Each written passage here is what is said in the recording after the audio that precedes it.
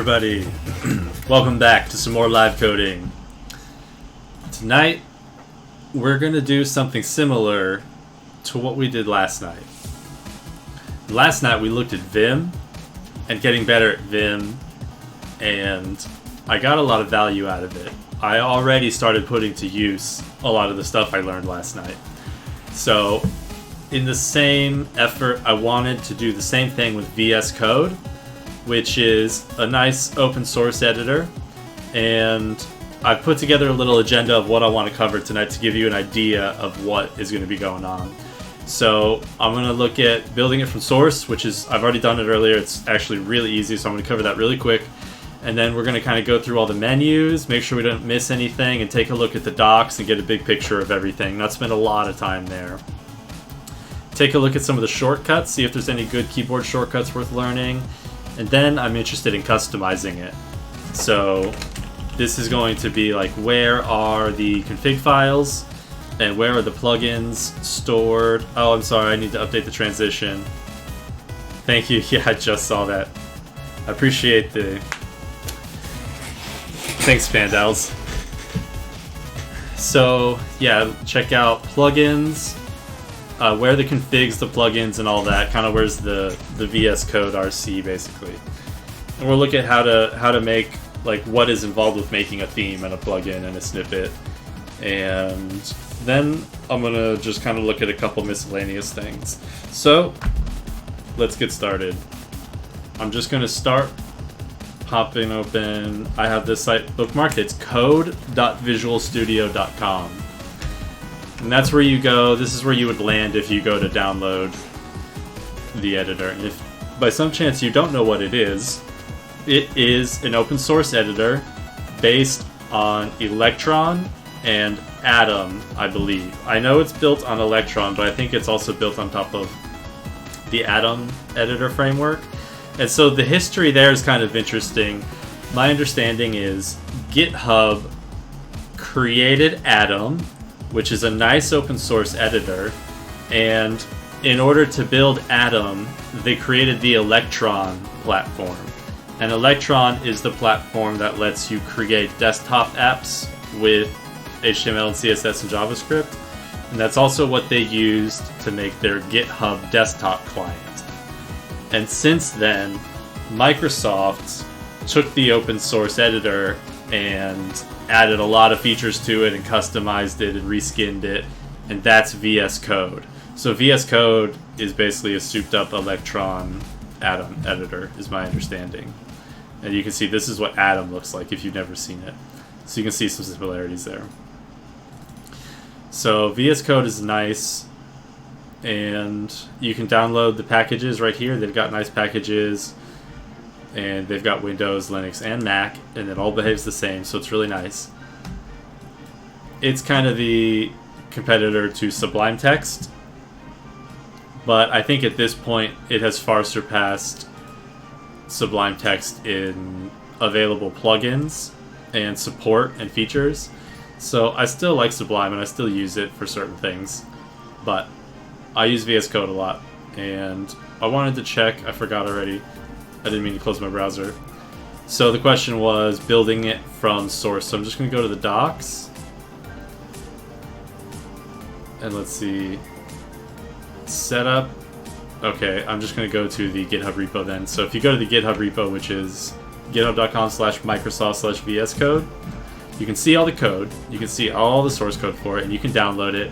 And so what I've done earlier is I cloned the repo, so I'm going to do a git remote-v, and you'll see this is the URL that I cloned, github.com/microsoft/VSCode, and I'll even open the link and it's going to pull us right there. So I git cloned that using this link here, and then I followed these instructions here. They were really simple. Here it is. So under contributing, there's a how to build and run from source. I followed that link, and it says getting the sources, you clone it, okay? You clone it. Yeah, that's skip, and then all you need to do is type in YarnWatch, and that's it. So I cloned it, we go into the directory, and you type YarnWatch. And what it does is that watches all of the whole directory with all the source code. It'll build everything, and then it'll watch it. And anytime you save a file and make a change, it's automatically going to recompile. And it takes a few minutes to compile the first time, and I did have to install a couple of dependencies.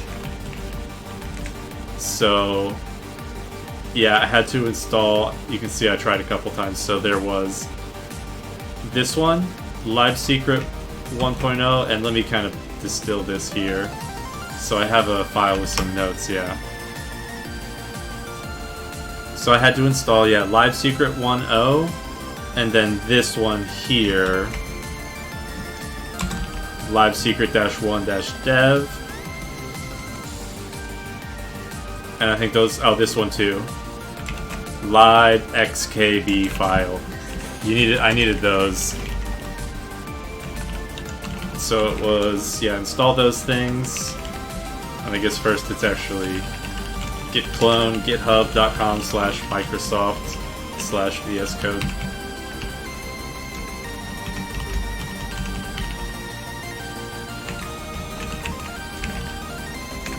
And then it was YarnWatch. Boom. And now it's building. So that's how you build it. So you say build with, and then I'll actually, because I'm formatting it this way, I can clean up. I don't have to mark up each one. But then I do have to tab it over. Okay, so you build it with that, and then you run it with script/code.shell. Okay, so we can see here that it's done building now, and it's just watching for files, but it's not actually running the app. So in another directory, I'll go here, and you can see this is the directory with all the code. So we're going to go into scripts, and there's a few scripts in here, and one of them is called code.shell. And so if we run that, then we will see that it opens up our code that we just built. And up at the top, you'll see how it says code-oss-dev. So that's the open source build. And if you go to help about, you'll see it says code-oss-dev. And there's no trademarked Visual Studio logo or anything. And if you look in the bottom, you can see this one here. It's actually got the Dev Dungeon logo, because earlier I swapped out the logo. So check this out, I'll show you how easy that is. If you go into VSCode, and there's a directory in there called resources. And in there, there's the platforms. And I'm on Linux, so I went into Linux, and there was a logo called code.png. And all I did was swap that out with the PNG that I wanted. And when I did that, then when I run it, I get the code, I get my logo there. So that's all great. It's just kind of to prove that I built it, we built it ourselves, and we have our own copy to hack around on. Cool. And I will say change logo in, well, I'll just say change logo by replacing image in resources directory. Okay, so we built it from source. Now let's just kind of review the menu and the interface. So when you first start up, you get this help screen, and you can turn it off. Down at the bottom, there's a check mark that says show welcome page on startup. And keep in mind, this is an Electron app, meaning we're basically just in a Chrome browser. So if you press Control-Shift-I, it pops open the inspector. And you can see, if you've ever popped this open in Chrome, you'll recognize what's going on here. And so this is straight up a web page when it comes down to it. And you can open the Chrome developer thing, and you should be able to pop it out. Dock side, can I not pop it out?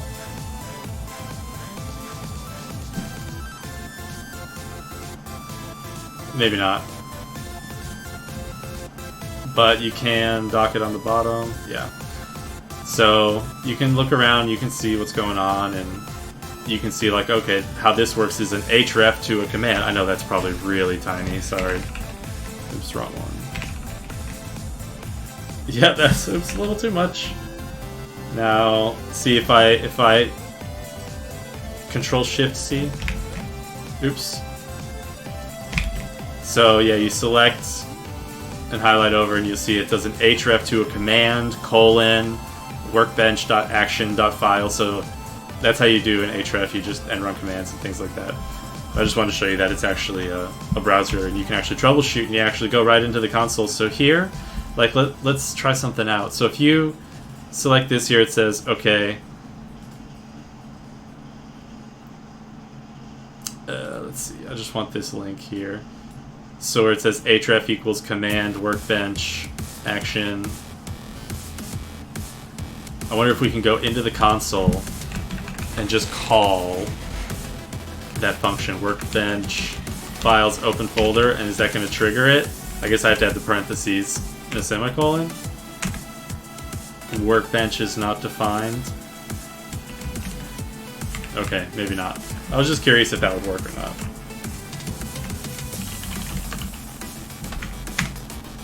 Okay, I guess not. Okay, so anyway, on the left, these bars here, these menus are probably the most important. And this one is your Explorer, which is all your files and your folders. And you can open more than one folder. So right now you see I've got the cookbook folder open, but I can also go here and like take my bin folder and drag and drop it here. I thought that would... Maybe that doesn't work? That normally works. Oh. I have to drop it on the right side. But that's still opened. There should be a way to open more than one. Okay, so... let's say open folder. Open another one. Oh, let's see, what is it? Add folder to workspace. Okay, so by default it wants to open a workspace for every folder, which is okay. But if you want to add more than one folder, you go to File, Add Folder. And then you can see that you just get multiple projects open in one. And so you can click it to open it and close it. There's a few buttons to New File, New Folder, Refresh, Explore, and Collapse All. So if you have everything open, you can collapse everything real quick with that. This one shows you your open editors, which is also visible with like your tabs up there. Okay, the next one is find. Anytime you find something, this is basically your search. So you can toggle a couple options in your search here, which is the match case, match whole word, and the last one is for regular expression searching. And then you can click this to get some more options like files to include and exclude. That's about all there is to the search page. The next one is source controls. So let's see. Let's open up this one. This one is in version control. So what if we change a file? There. Now we can see under the version control that it shows there's one change, M, meaning modified, and there's a shortcut to open the file, a shortcut to discard the changes and revert, and one to stage the changes, which means add it. So if you add that to the repository, you haven't committed it yet, but when you add it before committing, it's staging. So if I undo it, this should go away. Yeah, no more changes. Oh, actually, I didn't realize you could do this, but right there you've got the message and Control-Enter to commit. So you can just go here and you can say, because I never really use this tab, honestly. I usually just press Control tilde to pop open my terminal, and I do my Git stuff here in the terminal still.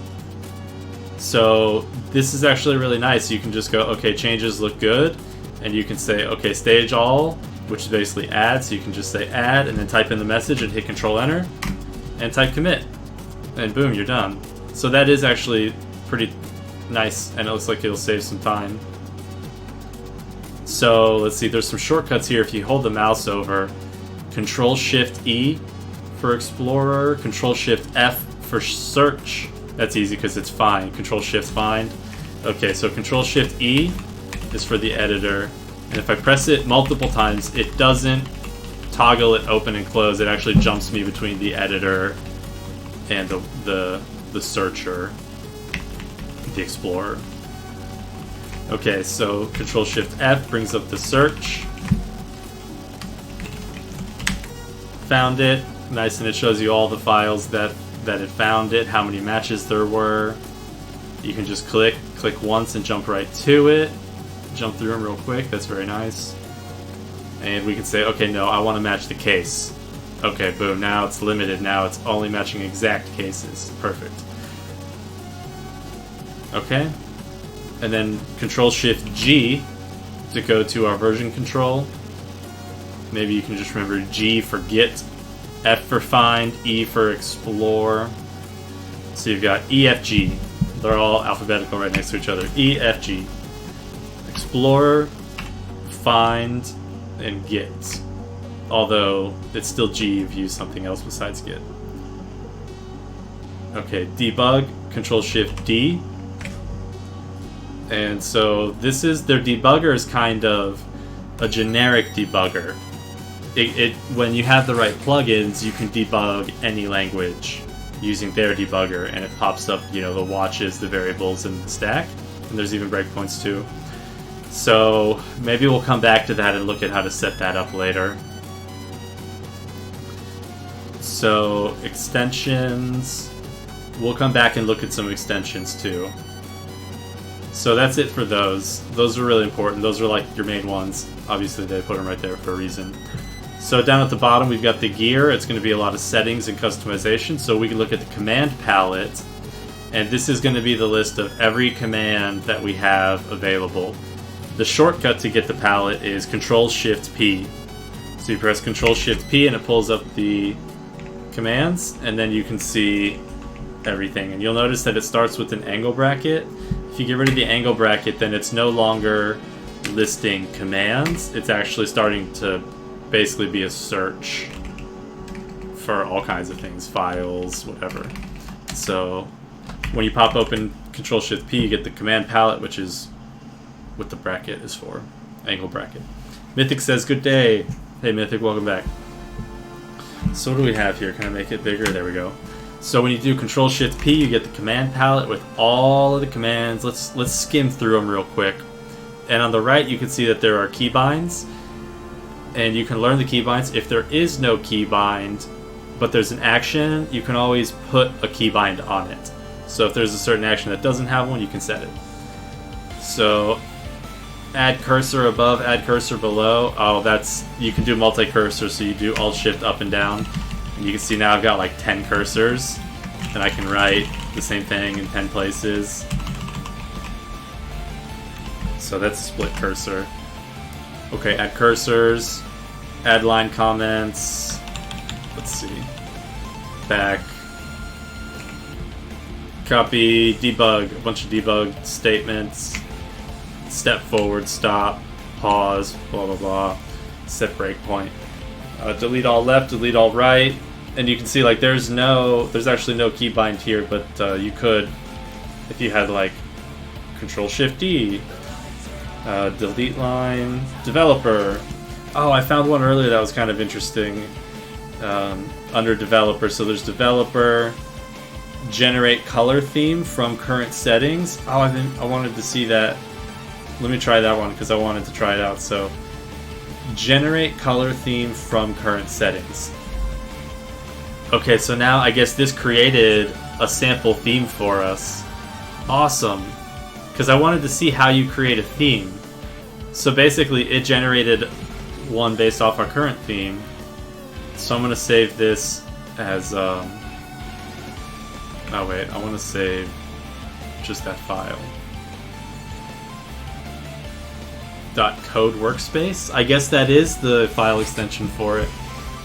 Let me see, let's call this my custom theme .code workspace. We'll come back to that later. But cool. and we'll come back to that in a second. So I forgot where we were. Command palette, and we were looking at the developer ones. And so you can start searching and filtering, and so inspect context keys, log storage, open log file, open log files. That's if you want to see the Visual Studio Code logs themselves. Process Explorer.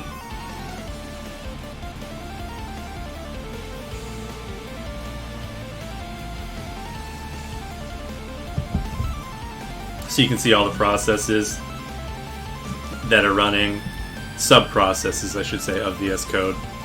Everything keeping it alive, all its little organs. What else do we have under the developer section? Open developer tools, reinstall extension, reload, show logs, startup performance. Oh, there was one. Maybe it's only in their official one, because I was using my custom, the open source build. So they probably add some custom extension. So what was it? It was developer and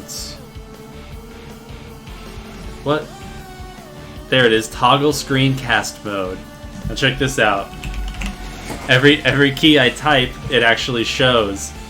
And so watch, if I go to extensions and I search for Vim, there's a Vim add-on that will actually give you Vim emulation in the code editor. So check out this. Every time I click, it's in screencast mode, so it says, you know, it shows you where I'm clicking. And every letter I type, it's showing you too. So Dark Coder says, people say that VS Code eats RAM. Is that true? Well, depends on what your definition of eat is. I mean, it uses more than a C++ written app equivalent, sure.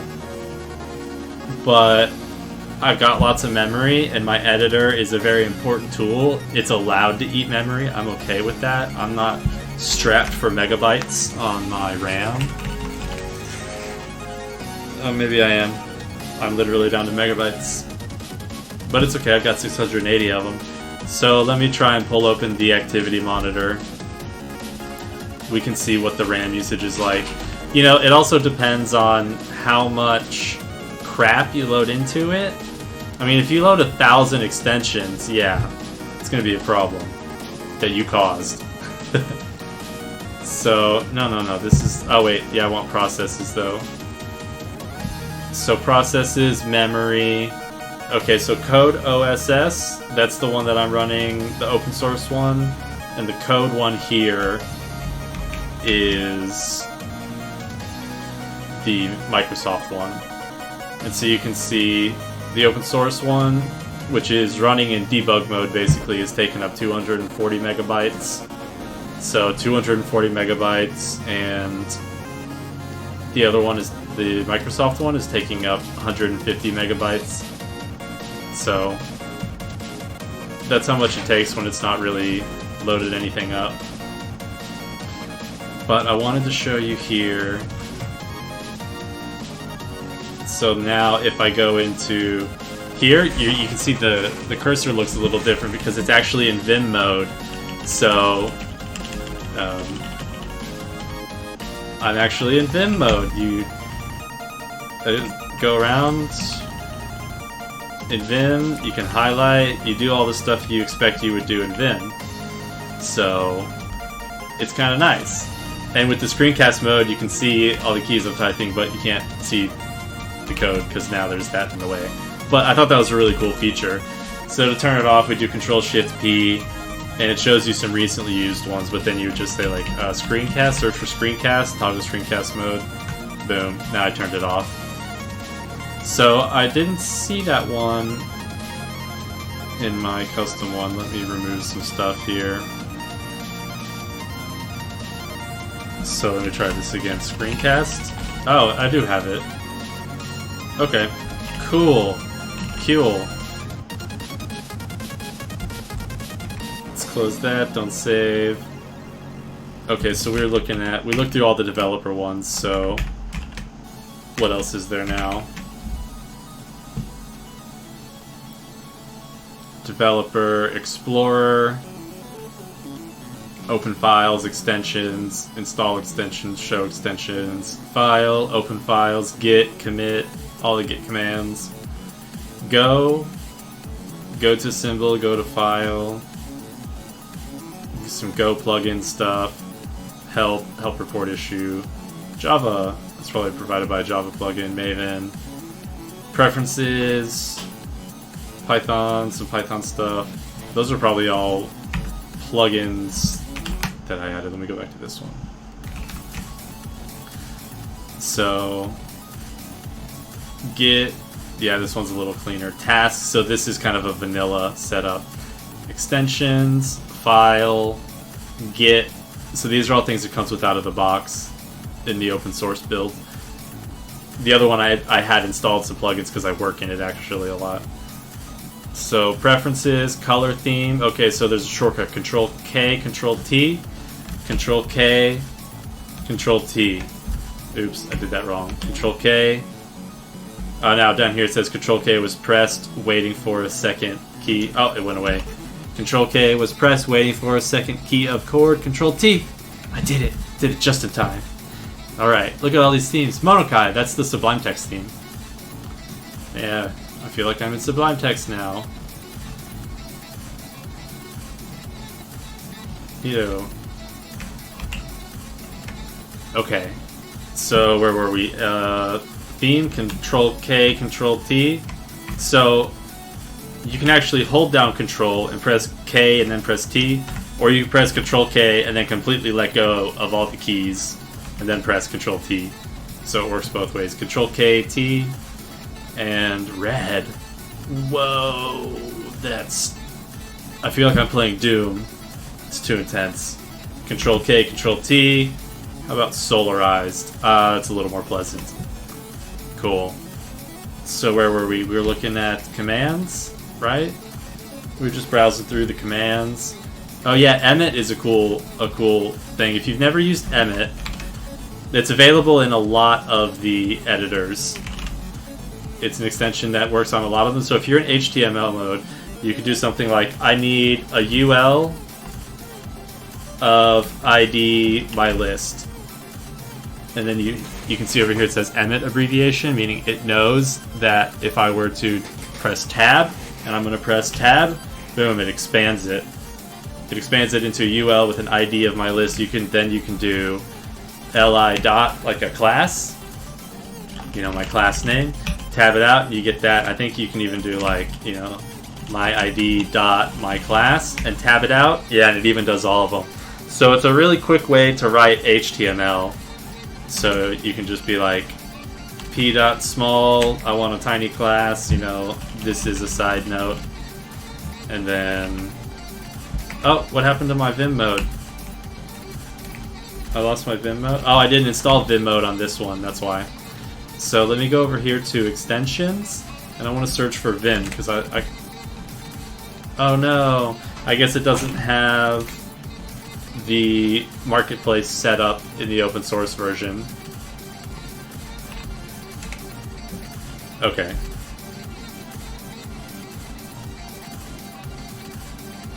Yeah, so you'd have to either set up the repository yourself, or download the plugins and install them yourself, so... The open source one doesn't come with the repository setup. But that's Emmet. Emmet's pretty cool. You can do that, and I think you can even do things like... now this will create a UL with a list item inside of it. Yeah, like that. And so you can create big nested things. You can be like, I need a div, like if you're doing Bootstrap, I need a div of container with a div of a row with a P of main content. And then hit tab, and boom, you've got all that HTML ready to go.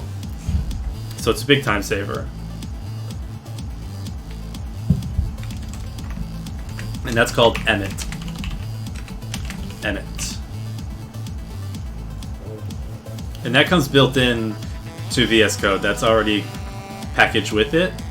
So you don't have to do anything special to get that. You just have to have the syntax on HTML down here so that it knows to turn on Emmet stuff.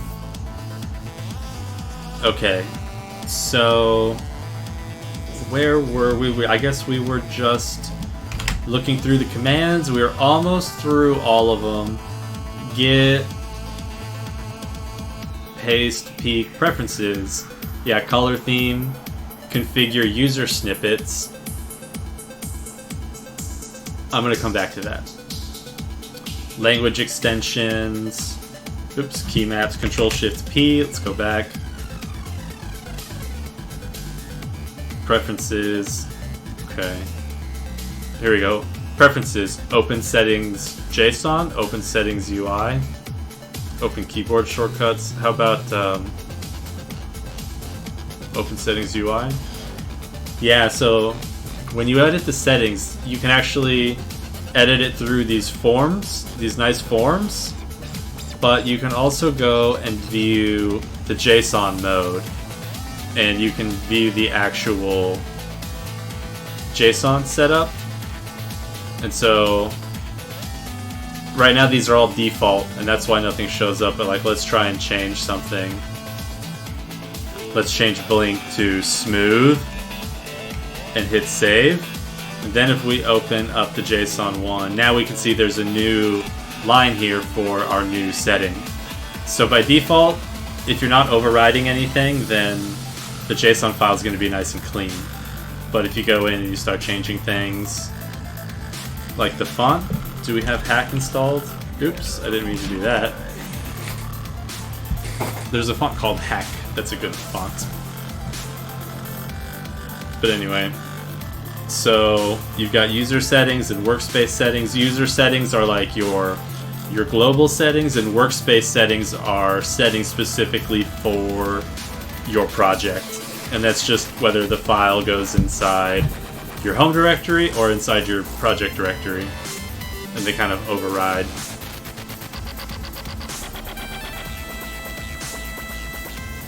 So what if we change this to Monokai and save?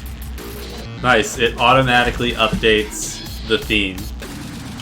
I just hit save and it updates. Cool, so it's good to know that as soon as we add them, it updates. Actually, one thing I want to do is, well, I'll come back to that, so, okay. I guess we were just still kind of going through commands. Spudley says he uses hack font. Yeah, hack is a good font. Install hack font Ubuntu. I bet they have a package. Quick installation. Oh, you just copied it into the fonts folder. Yeah, here we go. Ubuntu fonts hack TTF. Sudo apt install fonts hack TTF. Oh, already installed. Okay. Well, good. Alright, are there any other cool commands? Tasks, terminal.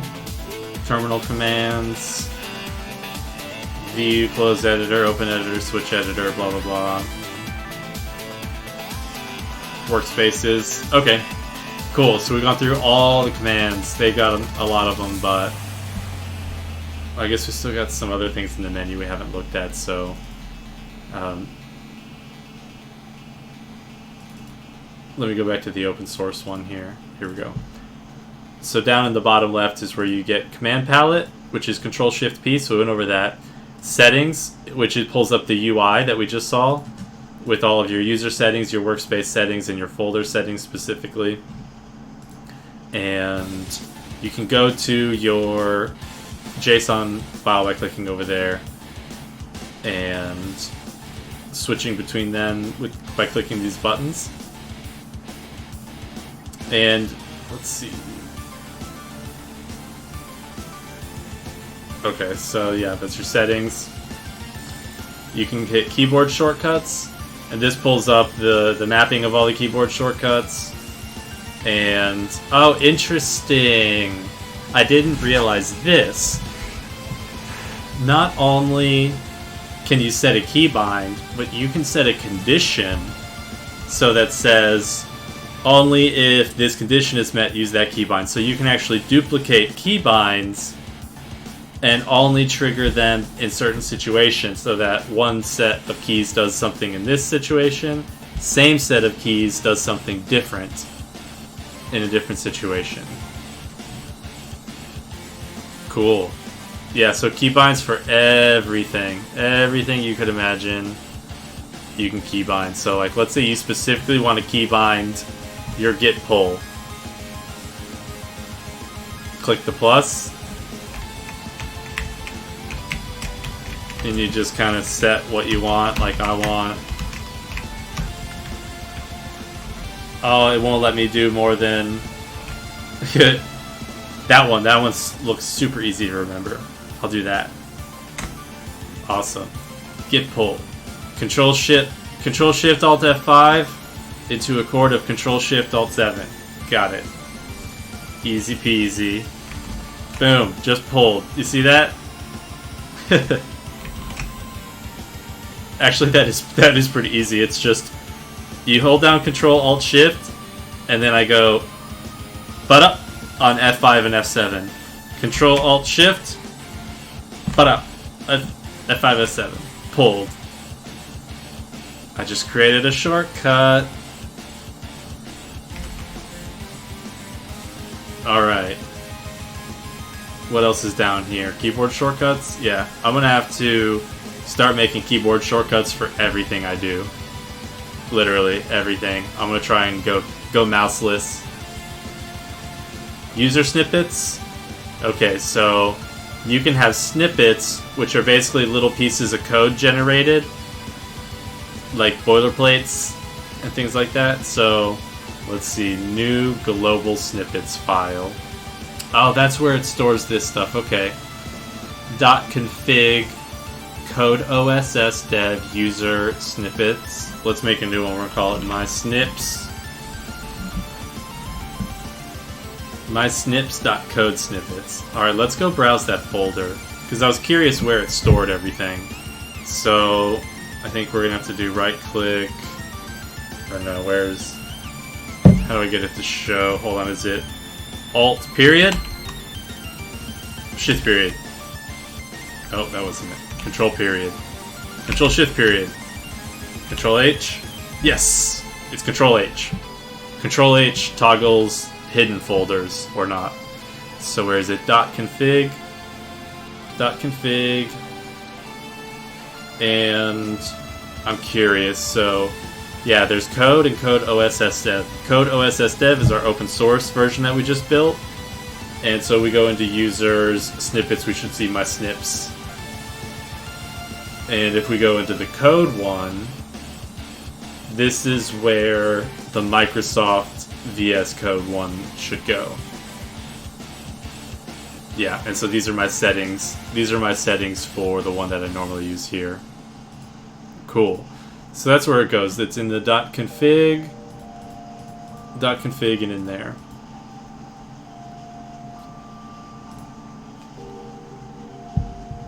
Let me make a note about that.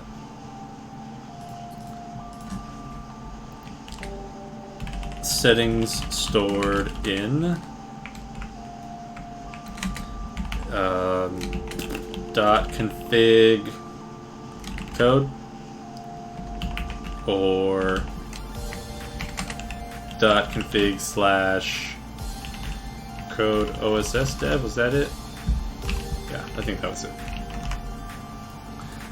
Okay, so code snippets, cool. I'm gonna come back to code snippets in a minute. What else was there? Okay, so settings, extensions, snippet. Like, this is where all this is where all your customization is going to be. So yeah, you're going to want to look it through all the settings. I want to set a ruler too. I'm a big fan of rulers. So, heading rulers. Okay. So, I covered screencast mode and I covered Emmet, so I'm going to X those off.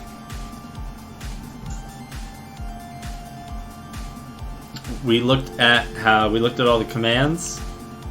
Control-Shift-P pulls up your palette, and so I'm going to mark that one done too. We're still kind of going through the interface. Yeah, so settings and extensions. You're going to want to save those things. Install some extensions. Set up your keyboard shortcuts. Set up your custom snippets. Set up your color theme.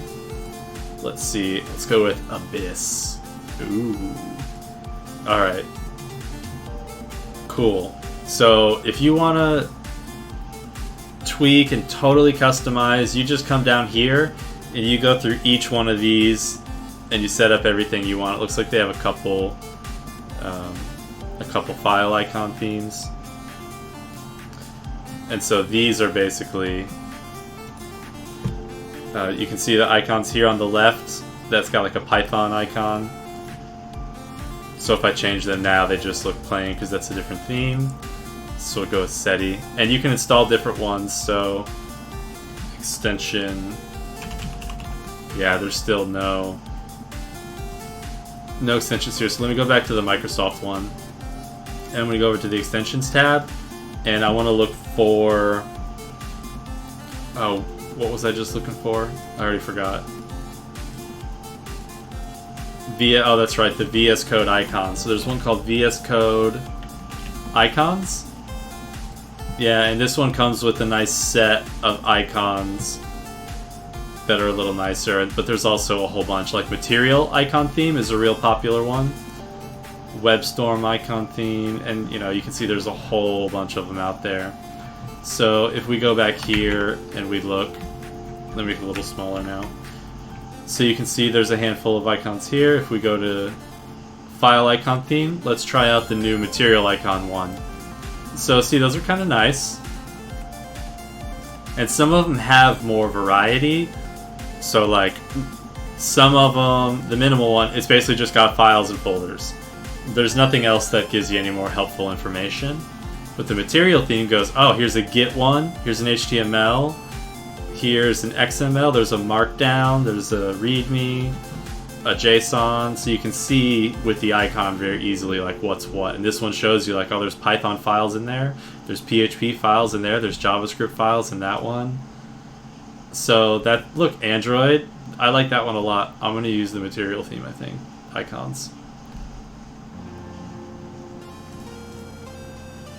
VSCode notes, icon theme, Material. Maybe we'll check out the other one real quick. VSCode icons. Yeah, those are okay. It looks like they got about the same variety. Okay, cool. So icon themes, color themes, and I think that's it. Okay, cool.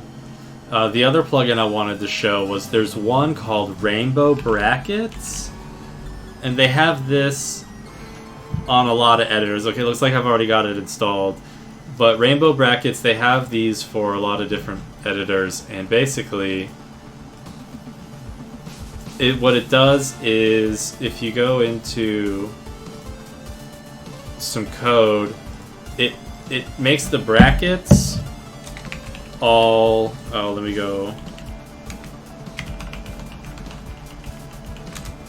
So you can see, they're not very rainbow in this theme, so let's change the theme. Let's go to Visual Studio Dark default. Yeah, so you can see that it makes the, it's supposed to match the braces by color. And they're not very colorful in here, but you can see like the brown matches the brown, the tan one matches the tan one, and the yellow one matches the yellow one. So it's supposed to make things visually easier to identify which ones go with which.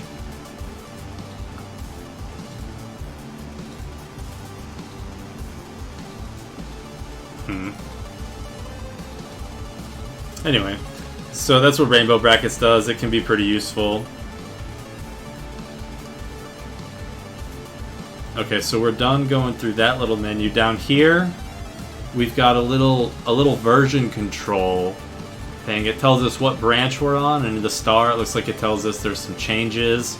When I click on it, it gives me information about the branches. Yeah, so that's specifically a branch tool.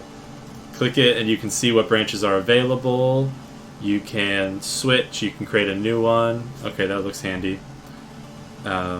Synchronize changes, so that's another version control one. Down here, error messages. Okay, so you find those down there.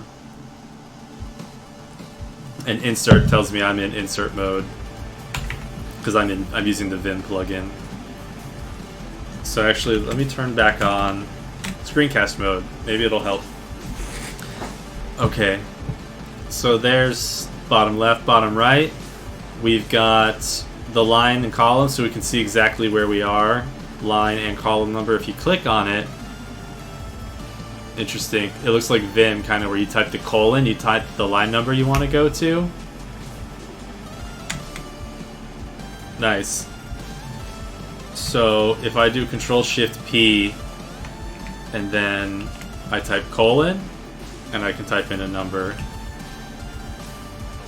Nice. So when you type in a number, it jumps you right to that line, or it highlights it, and it kind of jumps you down to it, but it doesn't move your cursor yet until you press enter. And then it moves you there. So Control-Shift-P, then I guess you gotta highlight it and do the colon. And then so you can kind of browse through the lines. Okay. Now I wonder if you can jump specifically to a spot. So if I do 4, 2, yeah, go to line 4 and character 2. Go to line 4 and character 4. I guess because I'm in Vim mode, down here you can kind of see it. At the very bottom, you can see I'm typing in my Vim command. So I can just do the same kind of thing there, :2. But if you that doesn't move it. You have to do Control-Shift-P to get it to move your editor before jumping there. Okay, so that's neat. And you can click on that to get the shortcut.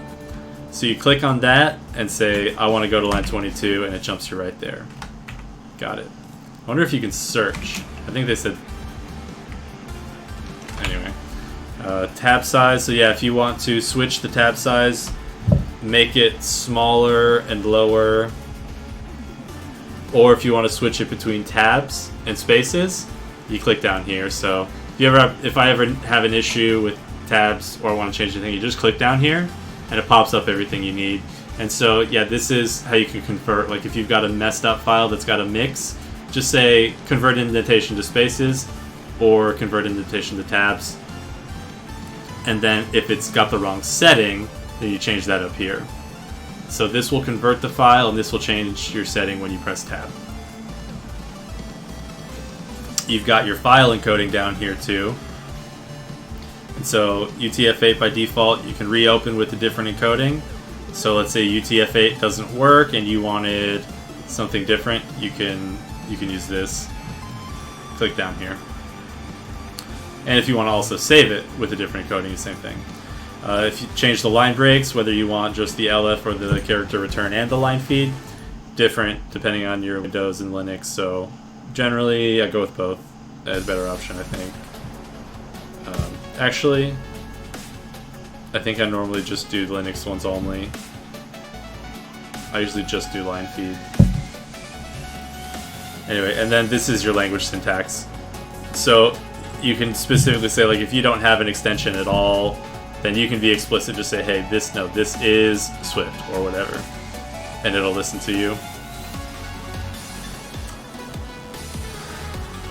Okay. Let's go back to batch, or whatever. Close. Okay. So there's all that. Then you got, that's a feedback button. Then you got the alerts button. Okay. Thank you for the alerts. Close. This is how you split. Control/. Okay, so Control/ is how you split. And Control W should close, yeah. So Control/ to split, Control W to close. Uh-oh. I closed too many times. Okay. Or you can click that button there, split editor right. So I'm sure you can also do Control-Shift-P and type in split, and there we go. So we can say view. So this is the one that I press, Control/, that's the icon you see here. But let's say I wanted to split left or split down. There's no keyboard shortcut for that, so we'd have to bind that ourselves. But I can just do click on it and say split down, and then we've got another one. So Control-Shift-P, split down. Nice. Control-Shift-P, close window. Uh-oh. I should have said close tab. Or close editor. That's what I wanted. Control-Shift-P, close editor. Yeah, view, close editor, Control-W. Okay, let me turn back on screencast mode. And where were we? We're kind of going around the thing and looking around. So yeah, this is the help. Show all commands, Control-P. Go to a file, Control-P. I see, so Control-P brings up the palette with no bracket. I see, so Control-P brings up the palette by itself. And in the palette, then you can do the colon and type in the number you want to go to. Or just press Control-P and then do the bracket because you want a command, like a terminal. So in there you can say, okay, colon means a line number, bracket means a command, otherwise you're searching for a file, is what it is looking for by default. Got it. Okay. Getting the hang of it. Find in files, Control-Shift-F. Yeah, so Control-Shift-F brings up this one here, Control-Shift-F. Okay. Start debugging, F5, that's the run command, basically. Like, maybe I can pull open a Python file and try and run it real quick.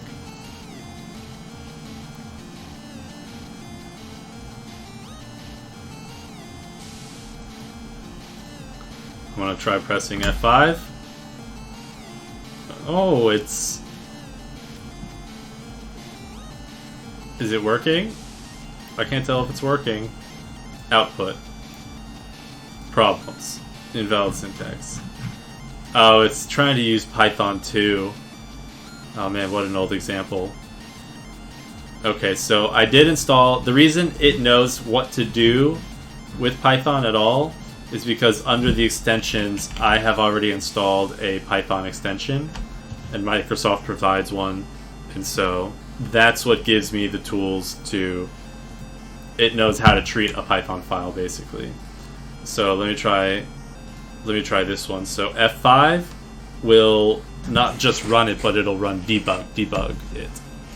So it's going to pop us open to the debug tab, Control-Shift-D. And we can see that it actually ran. It ran and it's done running.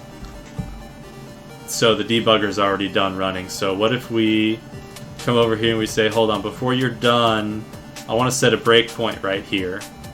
So let me do Control-Shift-P, breakpoint, and here we go. Add conditional breakpoint, add function breakpoint. Yeah, let's just say add conditional. Oh no, I guess I don't want a conditional breakpoint. Breakpoint, I want just a regular one. What? Okay. Normally that's all you do. So I was trying to use the command, but...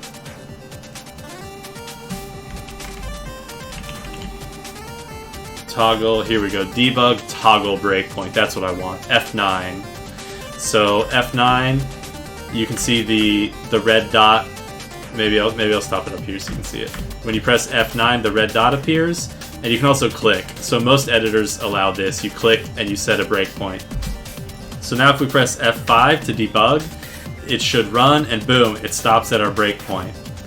And it's going to wait, and it's not going to continue to execute until we say keep going.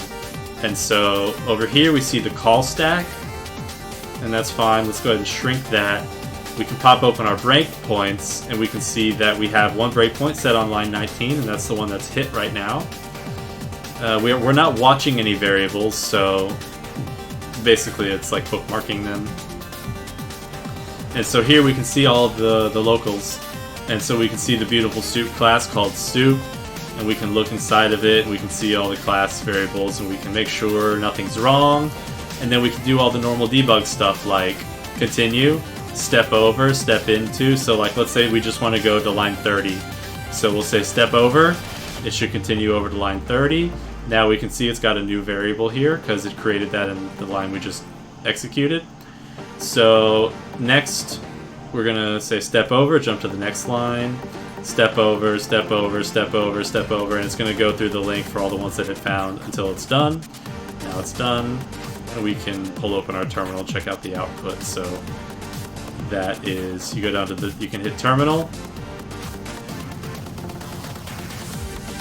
Actually, so I do control grave like that, and that's how I pop open and close the terminal.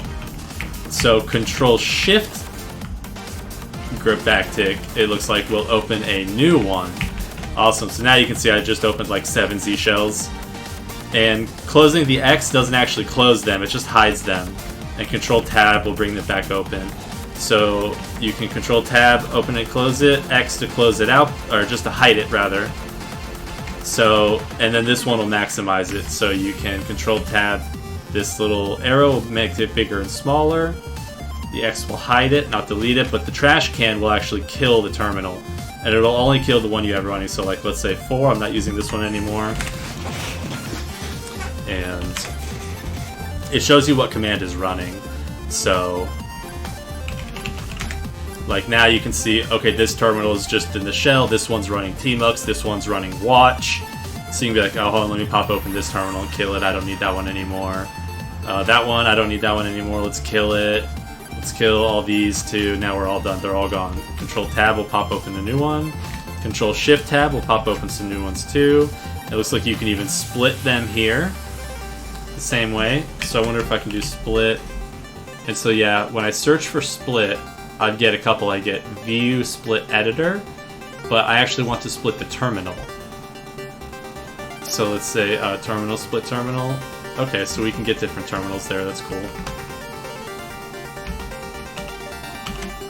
Okay. And you can also click plus, so control shift backtick, or click the plus. And to kill it, there's no shortcut, it looks like, but you could set it.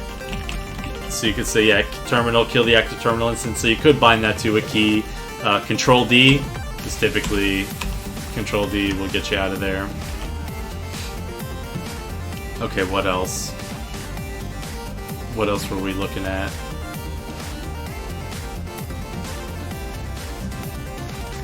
So I guess we're good there.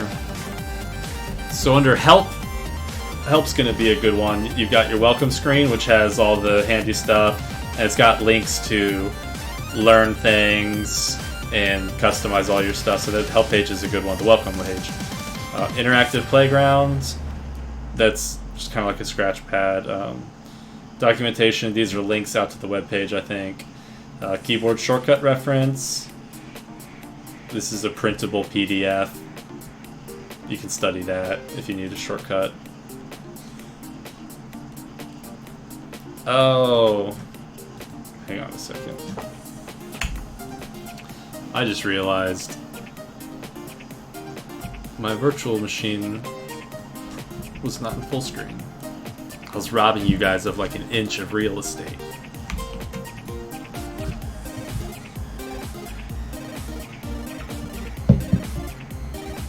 Okay. Help. Tips and tricks, Twitter, vLicense, check for updates, toggle developer tools. So Control-Shift-I will do that too. Control-Shift-I. Control-Shift-I. What? Interesting. It worked before. Maybe it's because I'm in Vim mode. Interesting. Oh well, you can always do toggle developer tools. Is it toggle developer tools? Yeah, there you go.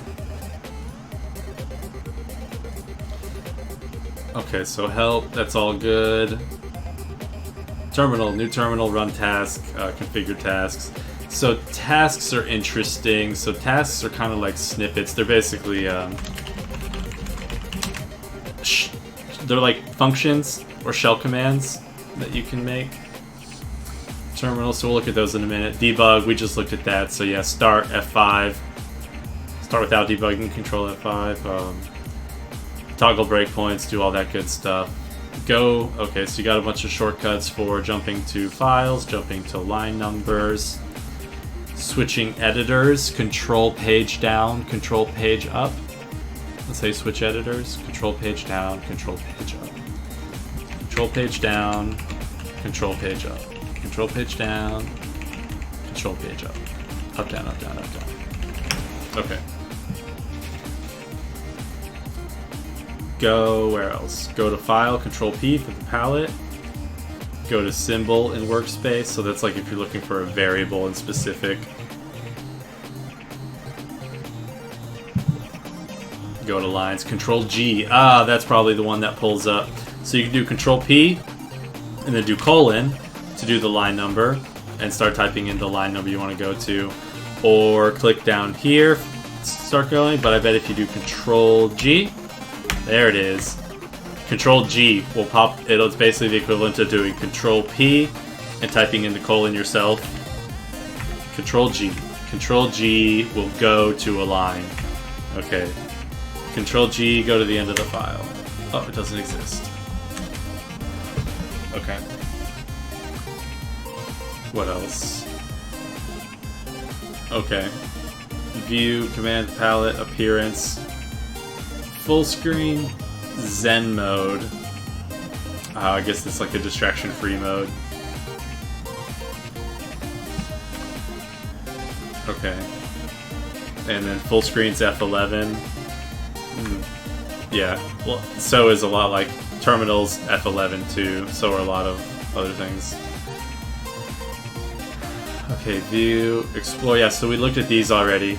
E, F, G, D, extensions, those are the shortcuts. Control E for explore, Control F, Control Shift F for files, Control Shift G for the Git stuff, Control Shift D for the debug tab, E, F, G, D, X for the extensions, and testing.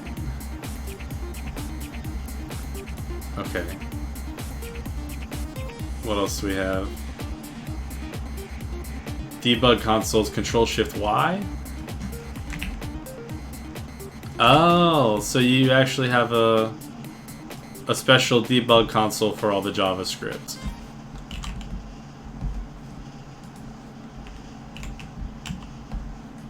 Interesting, I'm having trouble typing down there.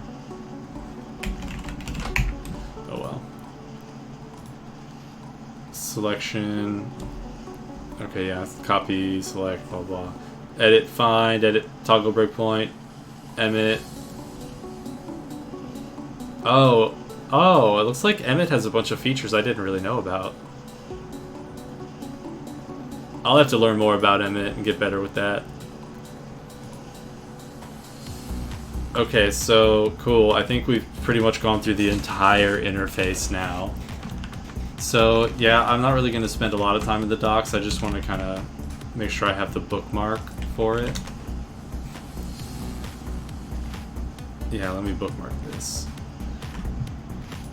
So they do have some nice documentation up on their site.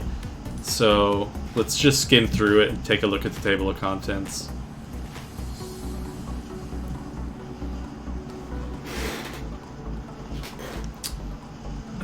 Top extensions, Python, C++, ESLint, debugger for Chrome, VSCode icons, Git lens. First steps, intro video setup, user interface, settings, extensions API, yeah. Okay, what else do they have? Yeah, so they user guide, extensions, IntelliSense, version control terminal. Yeah, so we basically went over. Okay, how about tasks? This is something I wanted to check out. Tasks and creating snippets. Both of those. Yeah, let's check out these 2 pages. So, integrate with external tools via tasks. Just give me an example. Let's start with a simple hello world TypeScript program that we want to compile to JavaScript. Okay.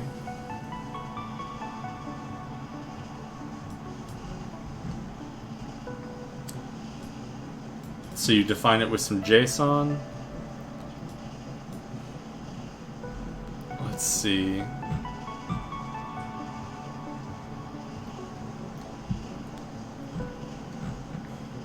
Custom tasks, here we go. Not all tasks can be auto-detected. Sometimes it's necessary to define your own custom tasks. Run configure task from the global terminal menu and select create tasks JSON from template entry.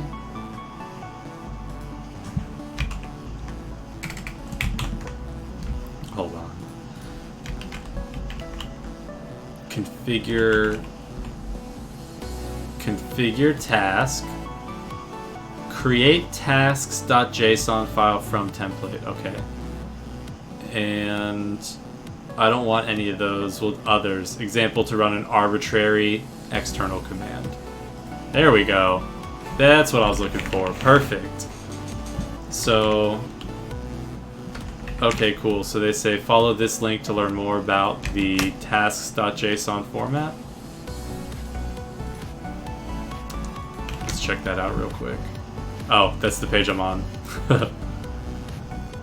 Tasks, label, type, shell. Yeah, so does this match what we have? Yeah, type shell, label, echo. Why don't we call it ping? Why don't we try doing a ping?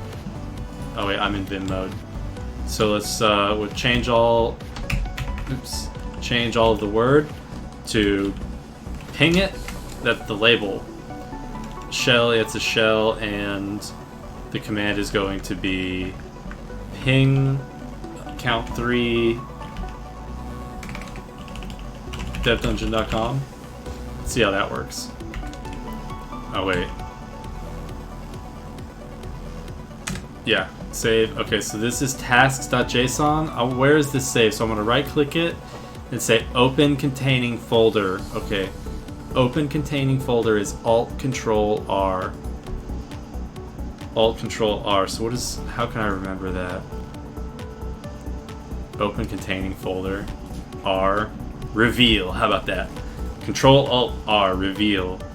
Control Alt Reveal. Wait. It didn't do anything. Oh yeah, you know the Vim mode or the screencast mode or something messes with the hotkeys. Open containing folder. Okay, so there's... Oh, it put it in the local folder. Yeah, there it is. Okay, so now that we have it, if I do Control-Shift-P and I leave the angle bracket because I think it should be a command. Ping? No, I don't see it. So what if I type in ping here? No? Okay, hold on. Let's go back to the docs and see. So how do we call it? Label, type, shell, process. Okay, how do we actually call it though?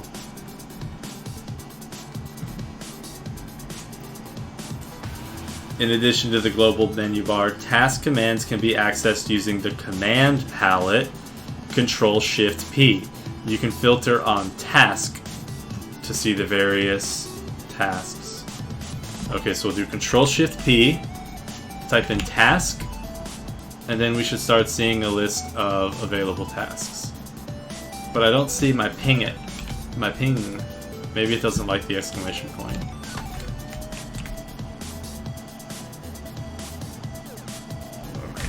Task ping it. What's going on? Did I miss a step?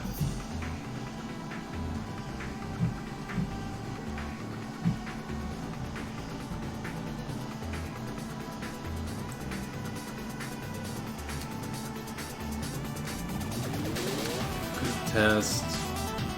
Huh.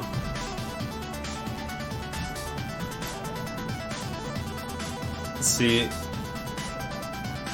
if a single command is provided, the task system passes the command as its underlying shell. If the command needs quoting, hold on, shell commands need special treatment. Yeah, because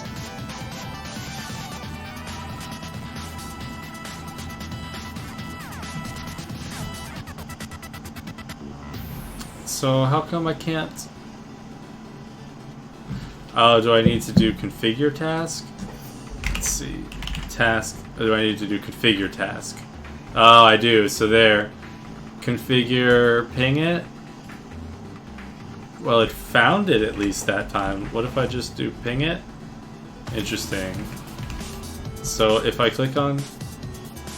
Oh, maybe I need to say run task. And then it lists the tasks. Oh, okay, that was my misunderstanding. Control-Shift-P, run task. Boom. Run it. Oh, which one do you want? How about this one I have called ping it? Wait. Now where did it go? Control backtick. Output. Debug console? No. Why didn't the task run task? Enter. Ping it. Continue without scanning. Never. I want to see the output.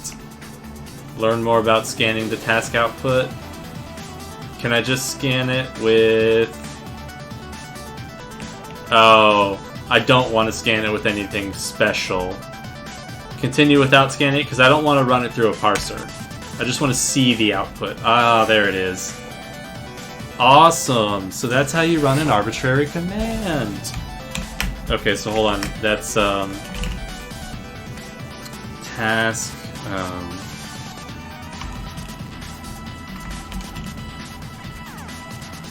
configure task. No. Shoot, how did I create that one in the first place?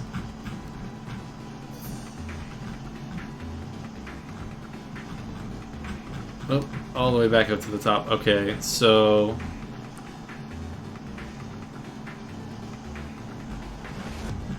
Where was it? Custom task. Run configure tasks and then create tasks from JSON. That was it. Okay, so custom tasks. Basically shell scripts. I guess I need to do...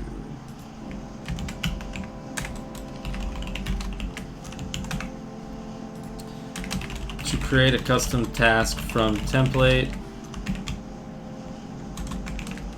What was it? Run configure task. Create tasks from empty template. I want to remind myself of that one. Run configure tasks from the command palette.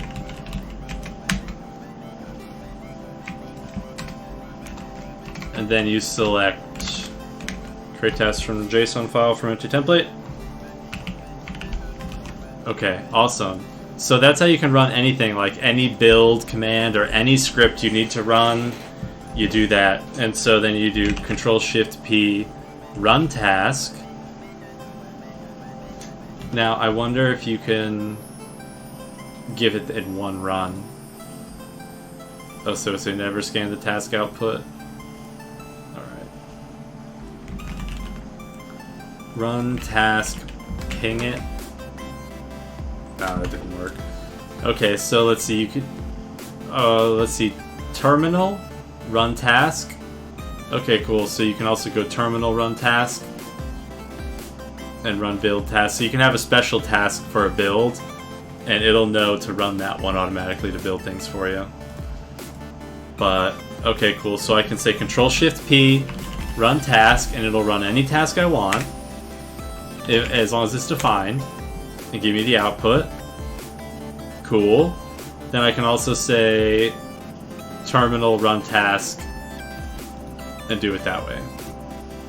Okay. That's tasks. Got it. So, okay, we looked at how to make tasks then, and we looked at where this stuff was stored, and that was in .config/code. What else?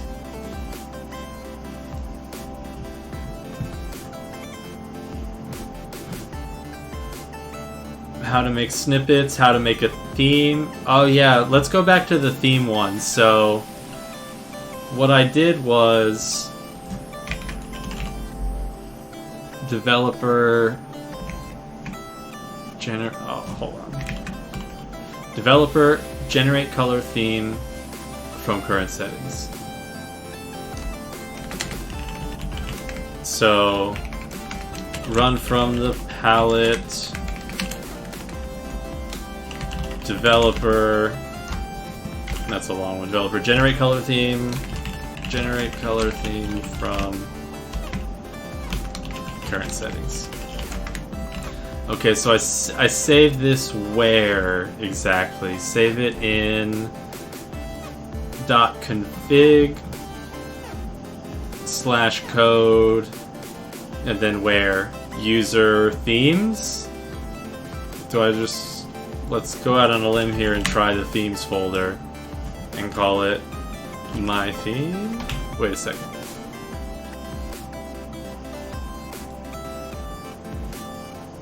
How do I go up a directory?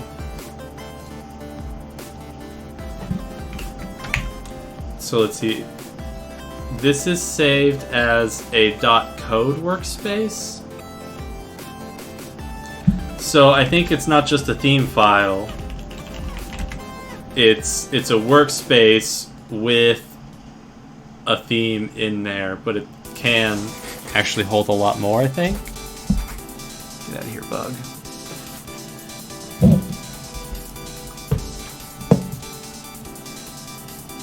Open workspace?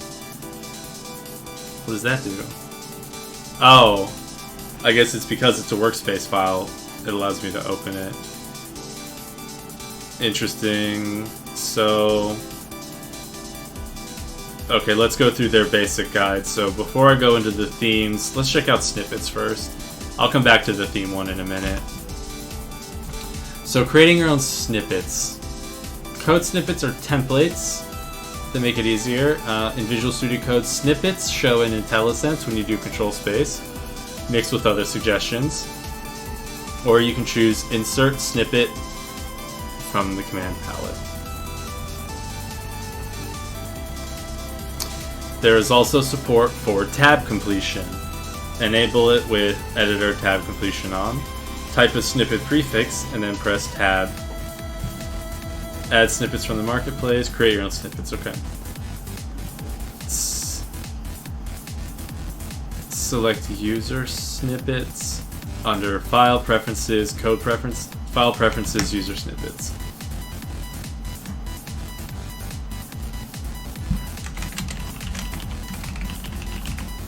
Custom snippers. File preferences, snippets, user snippets. File preferences, user snippets. So I guess these are the same things that you get down here. File preferences is all the exact same stuff you get with the gear down here. Okay, so let's go to user snippets.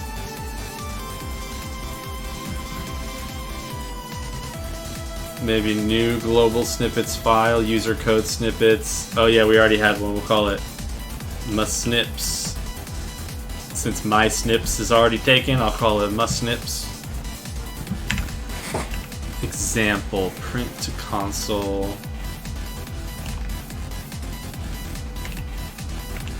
Okay, so we undid it.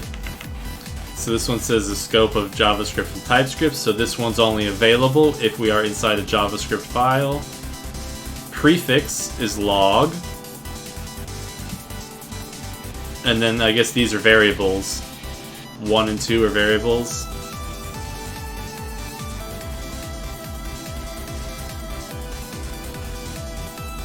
So when we call it, let's see, let's open up a JavaScript file. Save it. We'll go into JavaScript. How about this one? Okay, so we should be able to say log,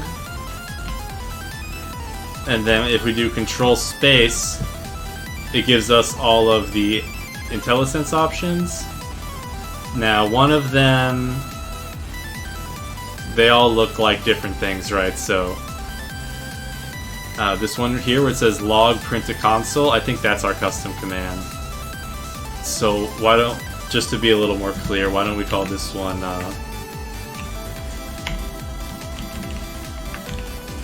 loggy, and for a description we'll call it Dano's shortcut for console.log. Okay, so now if we go back to our JavaScript file, I'm going to try this again. I'm going to type in log, and then it shows me not my option. Let's see. Did it not like that? Did it not like my prefix? Does somebody else? Oh, it's because I changed my prefix. That's why. It's now loggy. And now, okay, so this is the icon for snippets. Loggy, and then we get our message. Oh, and it says on the right, user snippet, global user snippet. Let me try something again. And so let's change this back to log. Go back to the JavaScript, and we'll just type in log. And then we can see, oh, interesting. Yeah, now it doesn't show over here on the right saying global snippet. But we can see it's based on the icon that it is a snippet. And this one's probably an object. This one's probably a function or something. Dano's shortcut for console.log. Click it, and then we get it. So we can also just type in log, go down to it, and press tab. And that'll do it too. Cool. Or we can say Control-Shift-P, snippet, insert snippet, and then it's going to ask us which one we want. In this case, we could say log.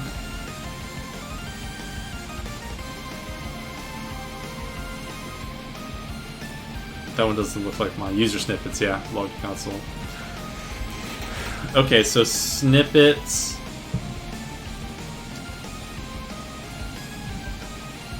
Let's see, I don't need the example here because it'll generate one for us.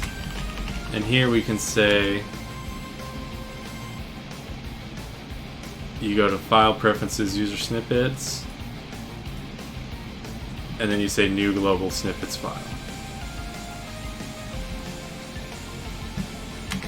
Then select New Global Snippets File, and boom, you're done. Okay.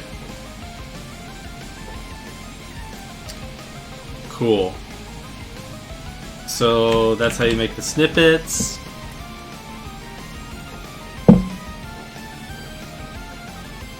Tasks, how to make a theme. Yeah, now let's just try something. Let's try to change something like the editor background. Oh, it doesn't give me a color picker? Alright, why don't we try... Oh wait, there it was. It just takes a second to pop up. Okay, why don't we change it to a nice shade of gray. Save? Is it gonna update everything immediately? No. Maybe it's not active, so maybe I have to right click it and say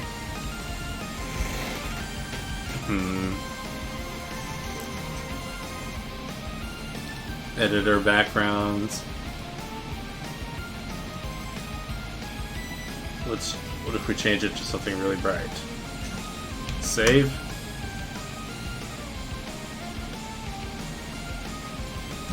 Okay. Now, do we have to select it? Okay, so if I go down here and I say color themes, will I see my new custom one somewhere? Do we need to name it? Let's go back up to the top. So, type, dark.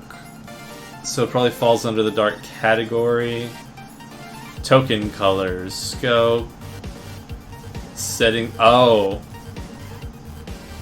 Okay. Settings background color. Let's see. Is there anything here about like what this theme's name is?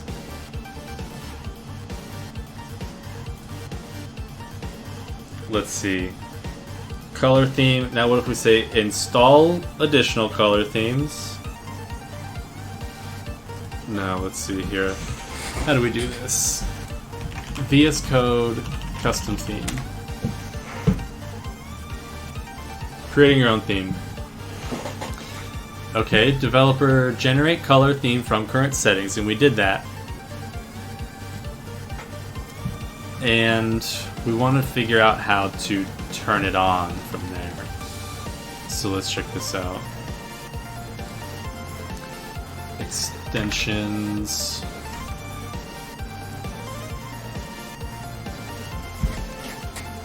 Let's see. Color theme.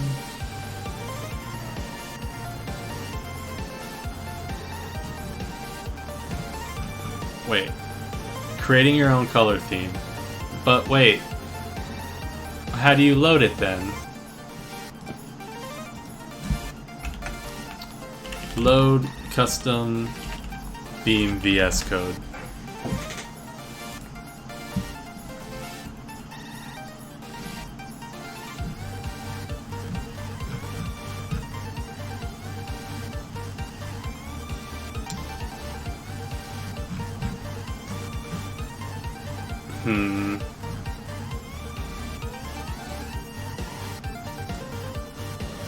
Here we go, theming. Colors, editor background. Icon theme, theming. How do you... Oh, there it is. Name. There's just literally no name in it. Name. Okay, hold on. Let's go back to this, and let's go back to our color, and let's give it a name now. So we'll say name is Dano's Ugly Theme. Save it. Now can I go to color theme, and will I see Dano's theme somewhere? Install additional themes.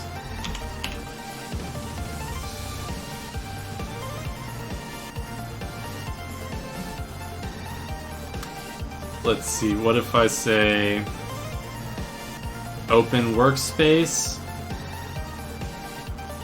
and then I open that workspace explicitly. VSCode.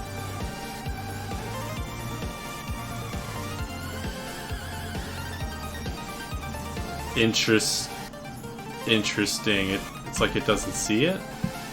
Open containing folder. Cookbook VSCode. My workspace.code workspace. File. Open workspace. Oh, I need to go inside Cookbook first.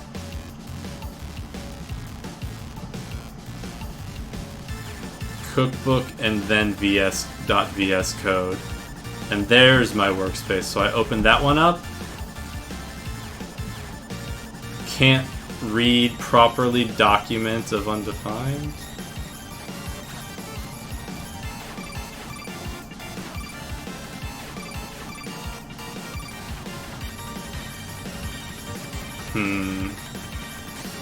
Maybe now that it's open I can change the color theme.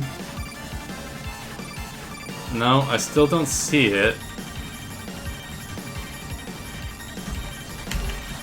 How to add your custom theme to VSCode.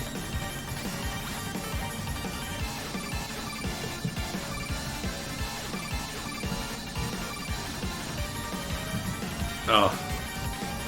No. CSS tricks, maybe you've got a nice one for me. Oh, they're telling me to use some kind of code generator. Test drive. Now we have a base theme. How do you test it out? When you open your directory, when you open the directory with your theme, press F5.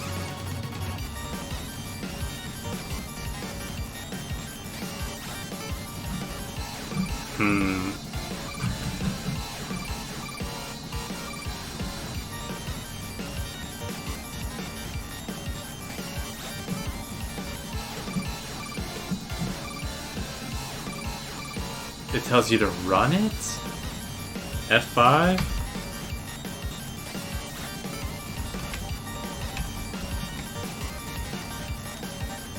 No.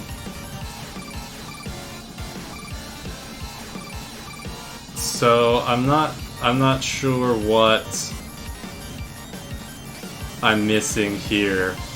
They helped me generate it, but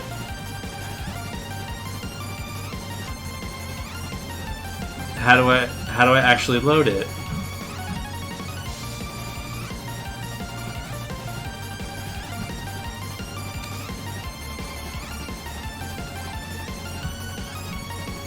The active theme is stored in your user settings.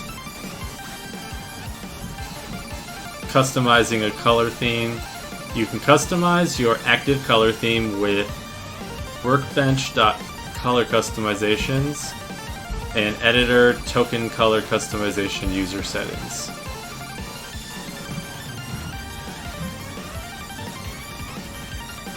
So does that mean I just need to put all of this in my user settings?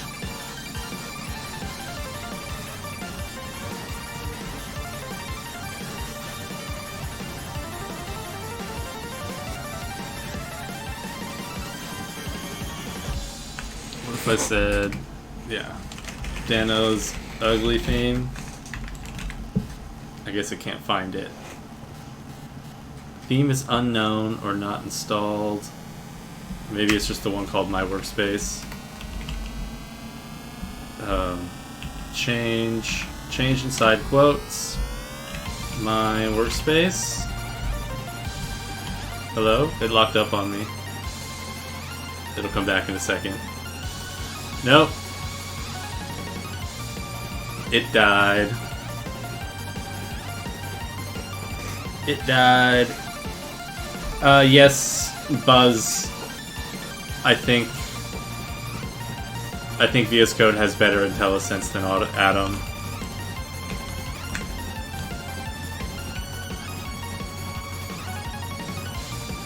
Let's see. Quick fix?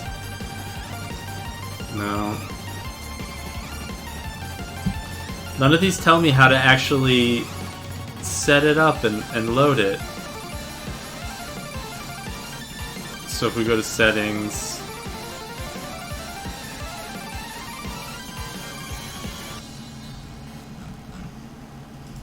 where are they? Workbench appearance. Workbench appearance. Color themes. Color theme. Yeah, I don't see my custom one anywhere. What if I say edit here?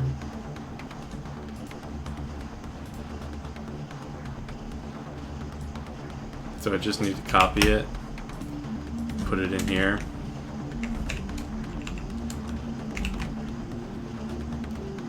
Did that? Oh no, I think it just turned off my theme. Wait a second.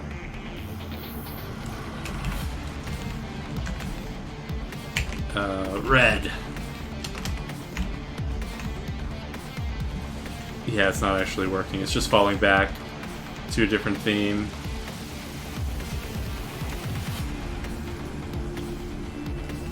Do I need to tell it colors?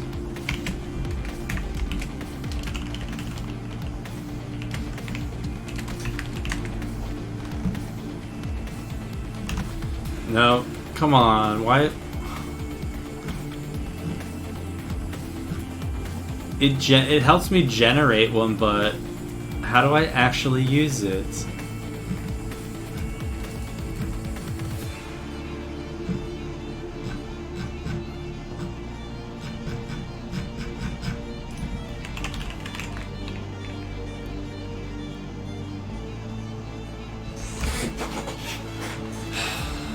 Okay, well...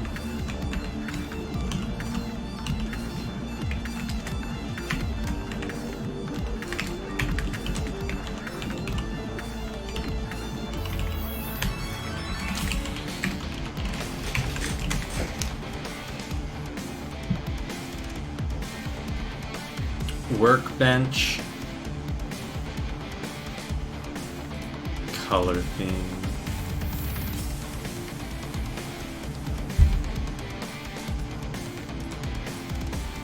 Color theme. Install. Yeah, come on. I don't know why.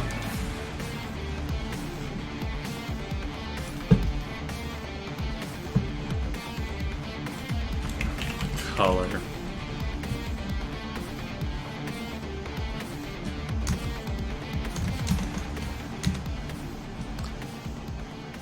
Editor.token color customizations. Workbench.color customizations.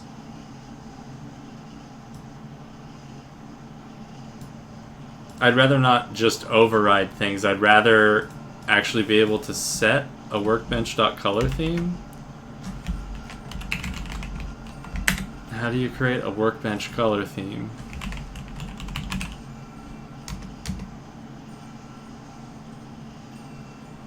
Customizing a color theme. I don't want to customize a color theme. I want to create the whole theme. Hold on a second. VS Code theme. I bet we can find some codes on GitHub.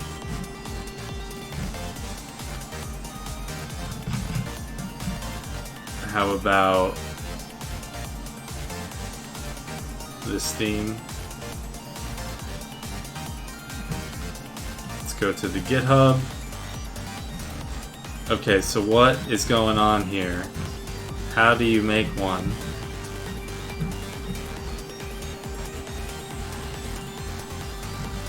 Wait, it said alternate installation. Launch quick open, Control P, paste, extension install. Okay.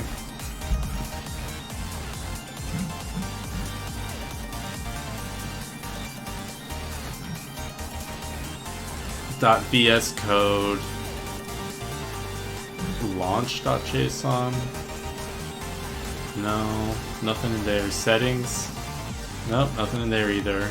Spell right. Okay, it's nothing fancy there. So inside themes, it's just a JSON file. And it looks just like what I have. Okay, so how come I can't actually use it? How do you build it then?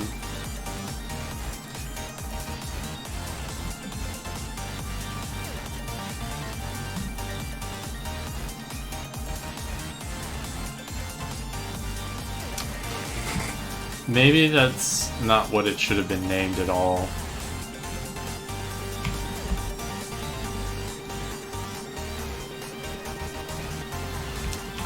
So we'll change this to Dano's theme.json. Why don't we try that? Now maybe we can say color theme install. Oh no. I wish it would just let me be like, hey, yeah, install that.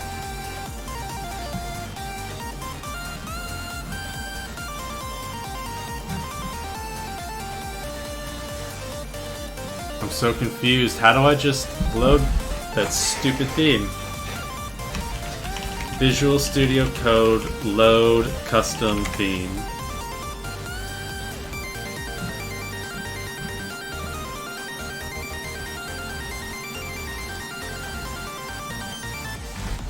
Here we go, medium post.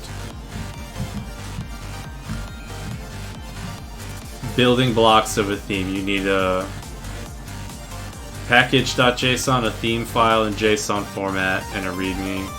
Package.json, npm init, so you actually have to create a package out of it.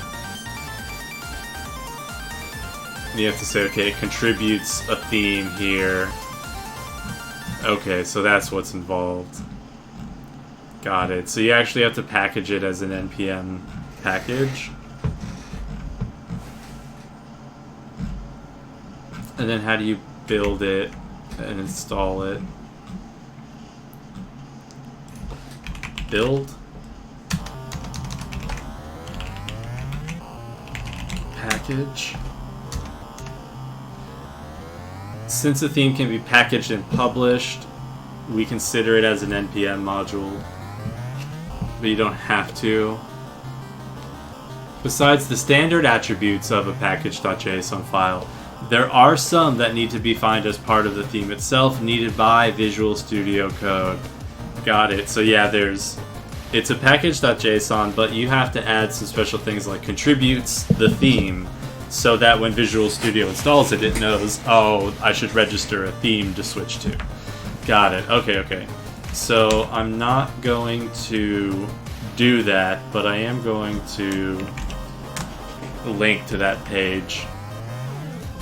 Okay, I just wanted to understand what's involved with it, so now I know. Now I have a better idea.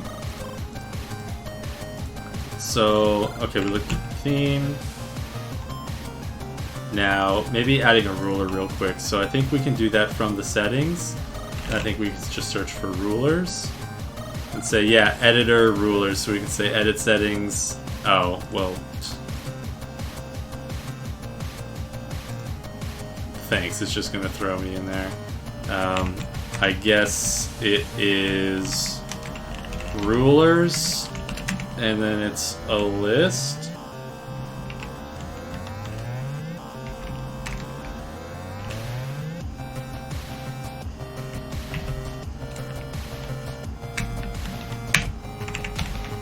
There we go, I think that's how it goes. No. So that's not very helpful. It's like, hey, you need some rulers? Go in the JSON file and make them. that's the help it gives you. Rulers VSCode. Editor.rulers. Oh wait, this is still got it. Couldn't figure it out. Editor.rulers. Okay. Editor.rulers. There we go. So now, boom, now we can see we got the rulers in our file.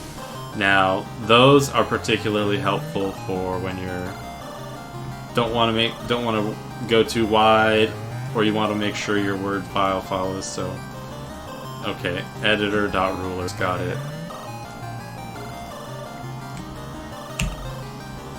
Installing the Python package. So we looked at that. You basically just go to extensions and type in Python and search and just say install.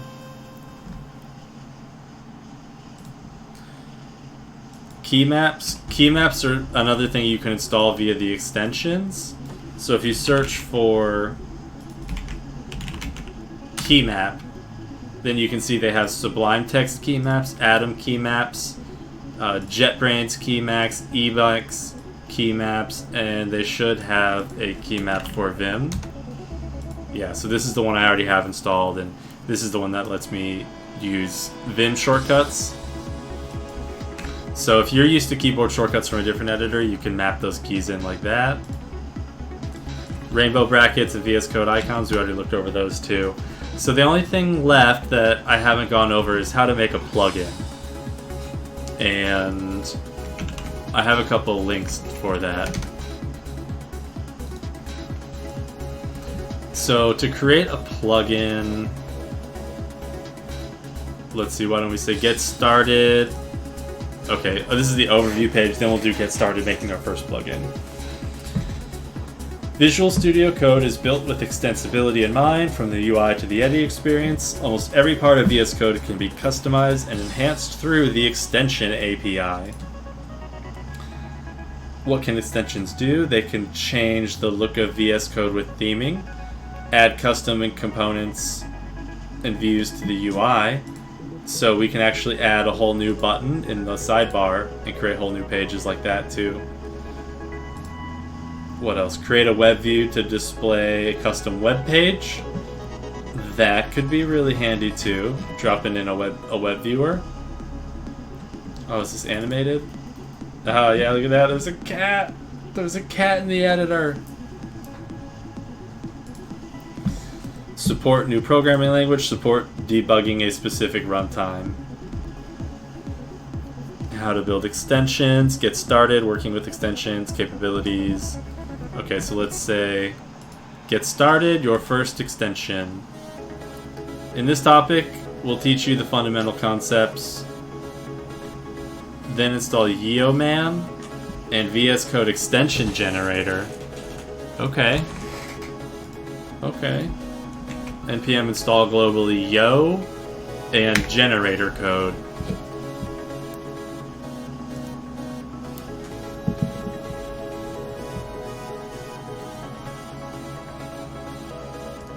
The generator scaffolds a project ready for development. Yo code.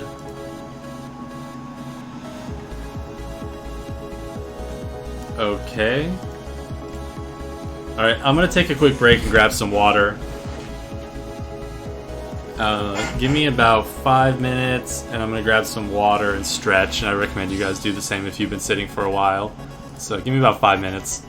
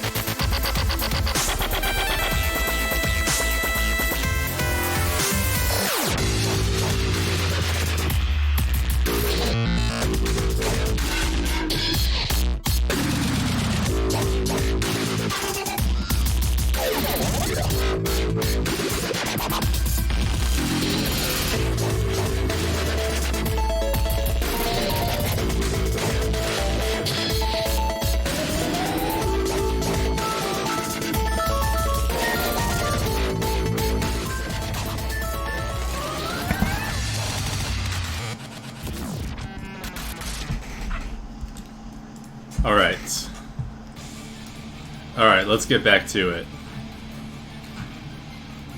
So our first extension, this thing was finished, this was installing and working. So now we can run yo. And it says run yo code.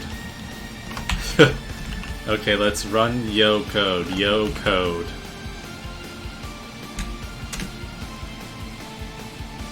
Alright. What type of extension do you want to create? Oh. How about... Oh, look at all these options. They just go on and on forever. There's literally infinite options. That's crazy. Okay. How about... Where was it? Extension? New extension TypeScript. That's what I want. Name of my extension? Dano's Awesome Extendo. What's the identifier? Awesome Dano. What's the description? Totally awesome. Yeah. Git repository, we'll use Yarn.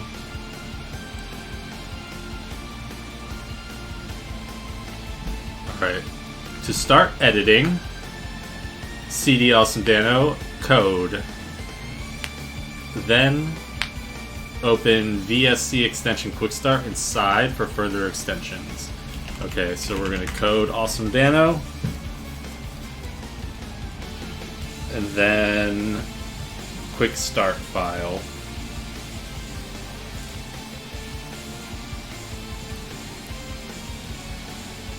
Okay, what's in the folder? Package.json, extension.ts, that's going to be probably our main file. Where is it? Source, extension.ts.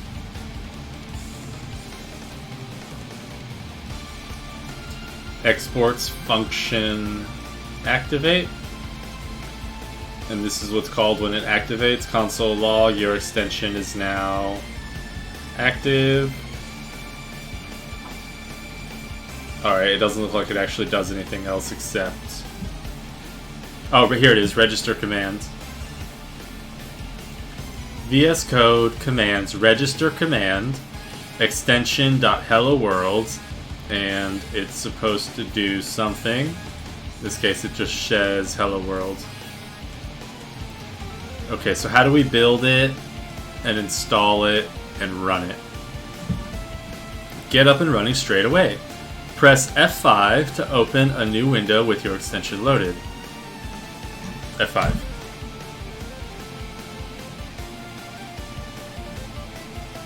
Oh, it worked. Just press F5. Okay. So if we go to extensions... Oh wow, there's a lot of enabled extensions. Java...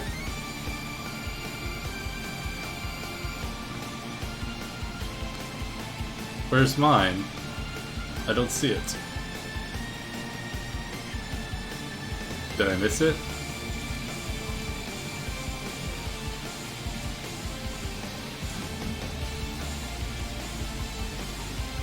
Press F5 to open a new window with your extension loaded.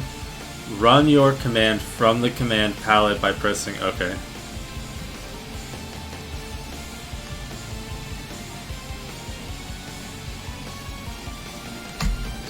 F5 to run. Press Ctrl-Shift-P. And what was my command? We registered a command called Hello World. Close out of this one. Here it is. So this is a test one. New file. So it's hello. Oh, there it is. Hello world. Enter, and oh look, it pops up a message down at the bottom. Hello world. Source: Dano's Awesome Extendo extension. Okay. All right. So let's see. After that, set breakpoints in your code inside here. Okay, awesome. Find output from your extension in the debug console. Debug console, got it. And that's right next to the terminal on the bottom. Make changes to your extension.typescript file. You can also reload to load your changes. And then from there you want to explore the API. Run tests. Wait, no, how do I actually package it and build it? No, tell me how to build it. And actually save it and run it. How about this one? Okay. Features, requirements, extension settings, known issues. No. Okay, let's go back to the tutorial. Okay, so we know how to get it going and run it in a development environment and trigger a command. But how do we build it?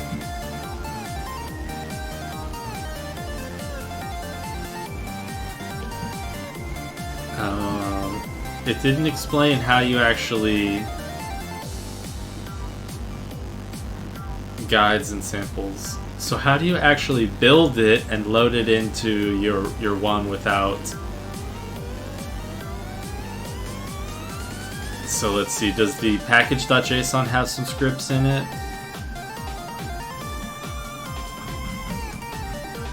Scripts. The VSCode pre-publish, compile, post-install.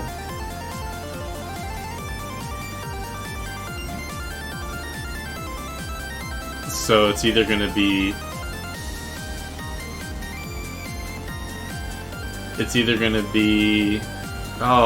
there's an install command. Node modules VSCode bin install.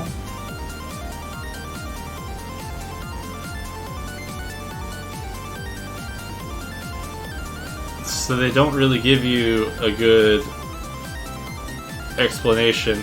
Okay, testing. I don't want to test it, I want to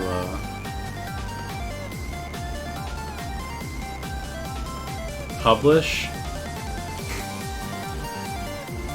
Here we go.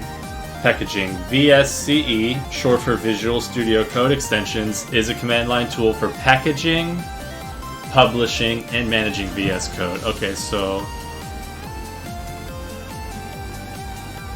hold on, let me take notes about this. So custom theme, custom snippets, custom tasks. So let's say custom plugin.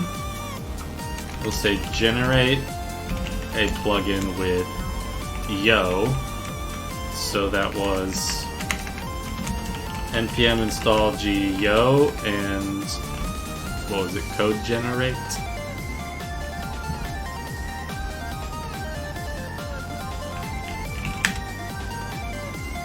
Generator dash code. Generator dash code. So we installed those, and then we typed. Oh, what was it?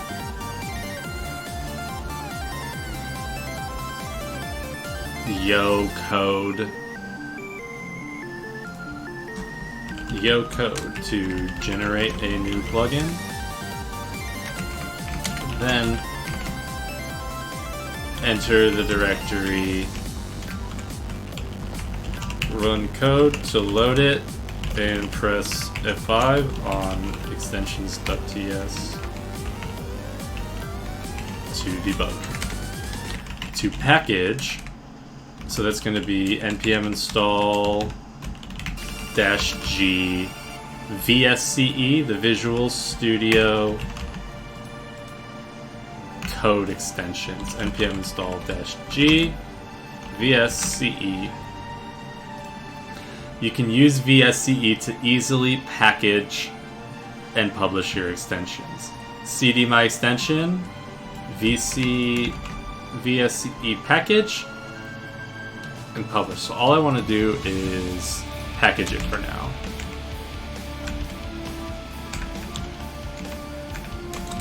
So it's going to be cd to extension dir, and then package and publish. Okay, so let's try this out. So if we go into the directory with my awesome plugin, and I say VSCE, well, let's see, get status, get add, we're going to say code. Okay, so I want to see what changes. So I want to say VSCE package, missing publisher name. That's okay, I'm going to have to update the settings then. Oh, do we actually have to get a token? I don't want to publish it. I only want to package it for my own use. Maybe it's under testing, I can...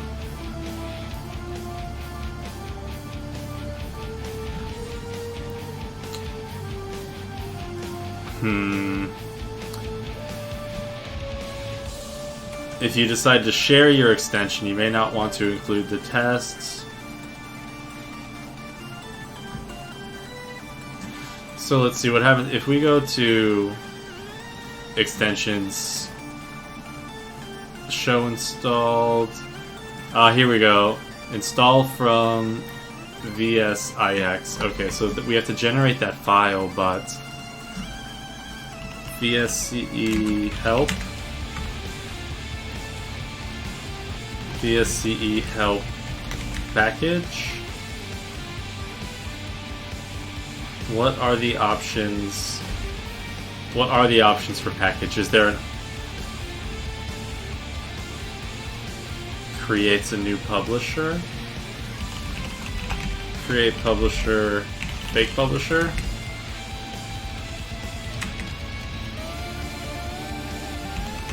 Hold on a second before I do that.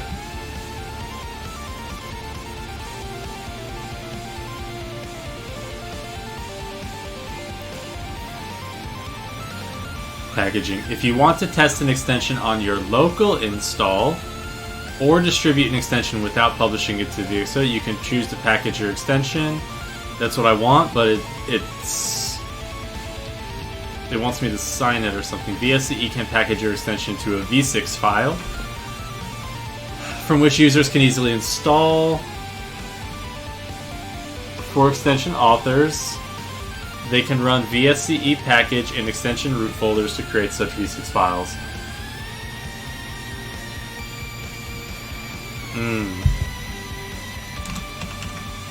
So that's one, looks like a nice way of installing. Install a V6 file with... Okay. So... extension authors have to do this, so maybe I will... Maybe I do have to create... Hold on, VSCE LS publishers? VSCE.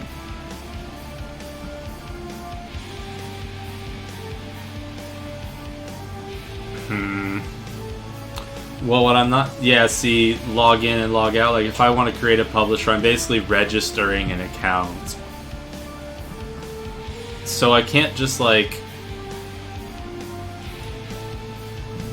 package it. I can't package it as like a self-signed or like a non-signed one.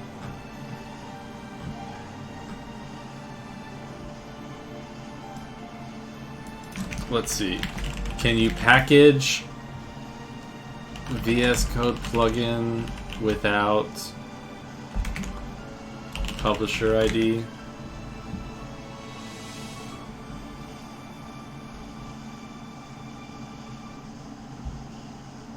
Oh, looks like this is actually an issue. Extension without publisher should be able to run debug.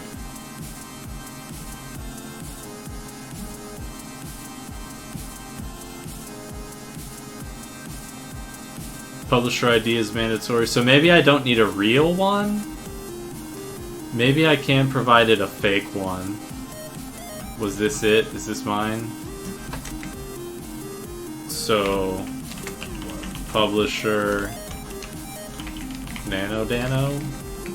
Can I just do that? Will you let me do that? VSCE package? Oh, no license field. Okay, I can fix that too. License. How about MIT?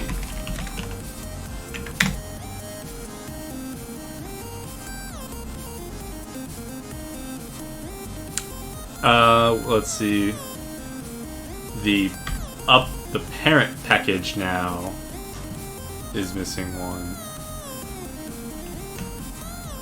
Hold on a second.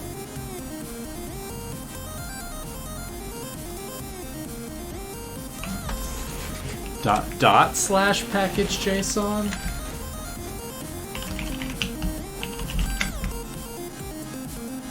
That wasn't even supposed to be there.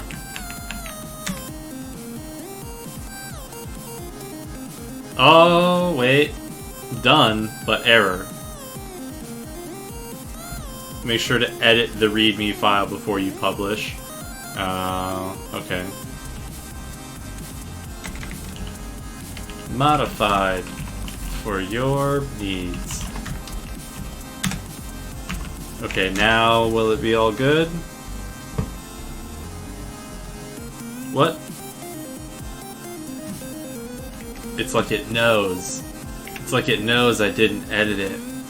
How about, delete everything.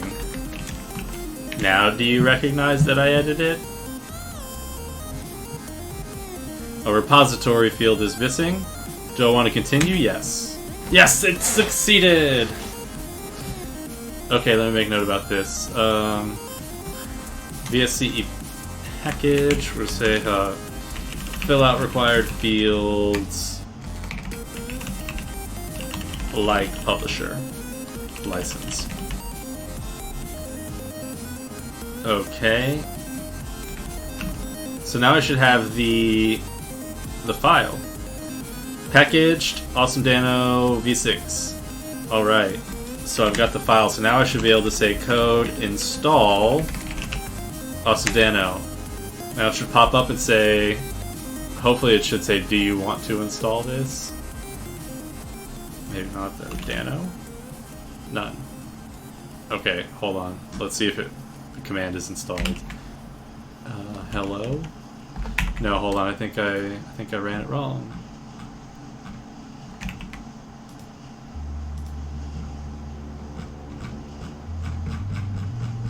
What was the command?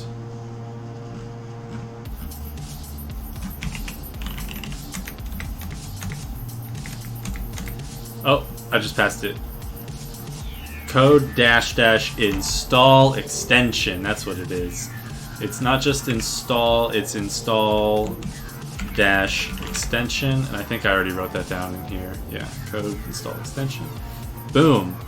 Deprecation warning, that's okay. Extension was successfully installed. So let's go back to our editor and check out the extensions. And maybe we have to reload it. Go to extensions. Oh, there it is.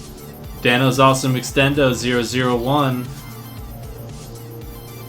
And there, yeah, publisher name nanodano.awesomedano. So my publisher ID would probably be com.devdungeon.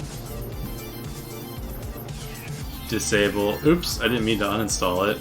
Come back. Let me reload it again. So now I should be able to do Control-Shift-P and have my hello world. And there it is. Awesome. So now that we know how to make it, package it, share it, install it, I think we're good to go. And if you want to publish it, you just have to create an account, get your formal publisher ID, and then you can push it up to their thing. So yeah, extension capabilities. So I want to explore the API. Common capabilities, commands. You can register commands with VSCode.commands. Configuration. You can add key bindings. Context menus, so when you right click on something, you get a special option for to run your functions. Data storage. There's 3 options for storing data: workspace state, global state, storage path. Notifications, quick pick, file picker, output channel, progress API. Theming. Okay, now I understand much better how to package and install a theme. You have to go through that VSCE package step the same way and generate your v6 file, I'm guessing. So yeah, you can make commands, color themes, icon themes. You can modify tree views and create tree views, web views, virtual documents. You can create tasks and provide tasks. You can add source control. You can interact with source control, rather, and get information about the state of the source control. You can integrate with the debugger. Awesome. Advanced topics. Yeah. VS Code API. Here we go. How about commands? Built-in commands. Execute providers. Set layout. Move cursor. Unfold. Editor fold. Alright, cool. Well, I'm not going to get any more into those right now. So let's see. Yep, we pretty much covered everything on the agenda now. Where are we at? About 2 hours and 15 minutes? Awesome. So I learned a bit about VS Code. I learned a few new things along the way.